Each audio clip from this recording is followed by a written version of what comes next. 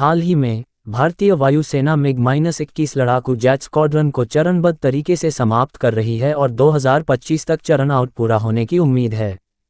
पुराने जेट विमानों को हिंदुस्तान एरोनॉटिक्स लिमिटेड (HAL) द्वारा निर्मित LCA Mark-A के द्वारा प्रतिस्थापित किया जाएगा। मिकोयान गुरेविच मिग-21 एक सुपरसोनिक जेट लड़ाकू और इंटरसेप्टर विमान है जिसे सोवियत संघ में मिकोयान गुरेविच डिज़ाइन ब्यूरो द्वारा डिज़ाइन किया गया था। यह एक single engine, single seater multi role fighter ground attack aircraft है। मिग-21 का उपयोग 4 महाद्वीपों के लगभग 60 देशों द्वारा किया गया है। ऐसे जानकारी के लिए हमारे साथ मिले रहे। पेज को सब्सक्राइब करें, फिर मिलेंगे अगले वीडियो में।